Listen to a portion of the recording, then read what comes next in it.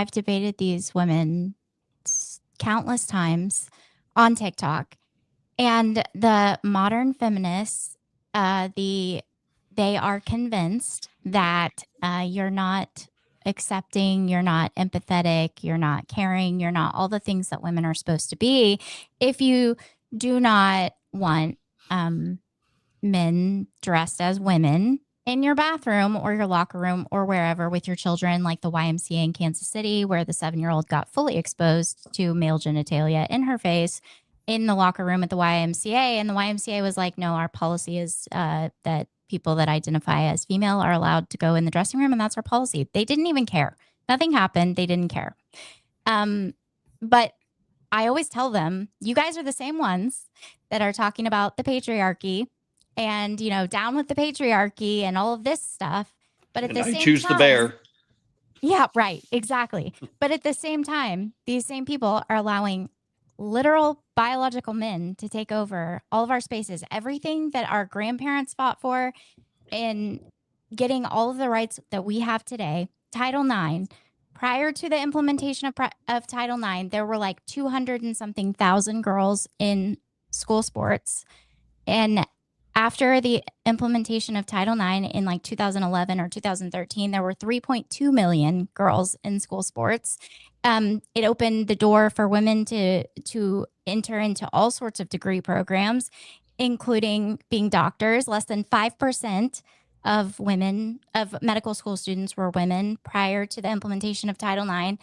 And today it's like 52% are women. This is what opened the door. And then you have the Biden administration, through abuse of power, changing Title IX from a sex-based law to a gender identity-based law.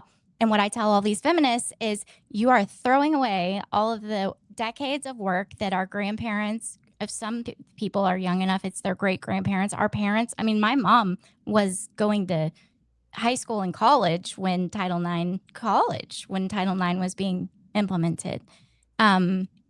She told me that girls used to go to college to be secretaries. I was like, what do you need a degree to be a like what?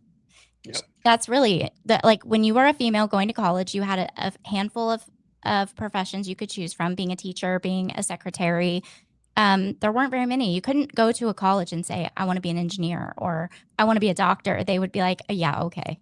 Title IX is what opened the door for that. So that patriarchy that they all hate and want to bring down, they are literally allowing to take over everything that we have in all of our spaces, our scholarships, our places on sports teams, all of these things. And it pisses me off. And women, for the record, women are not a costume.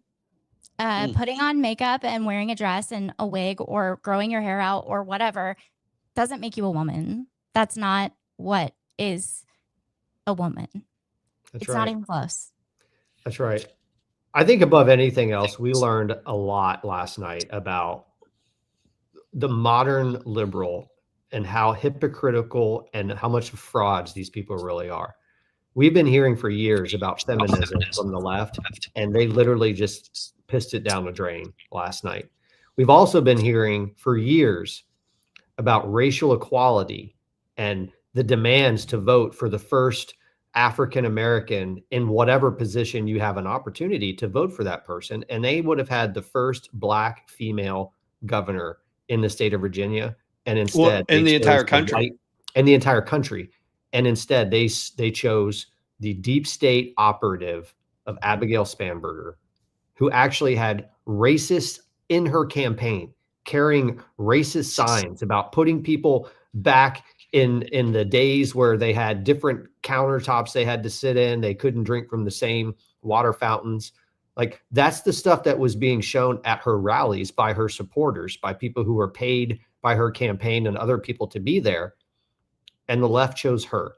Like, this was definitely a referendum last night, folks, but it wasn't a referendum on the Republicans or a referendum on Donald Trump. It was a referendum on the current state of the Democrat Party. And that is what the Democrat Party in Virginia looks like today.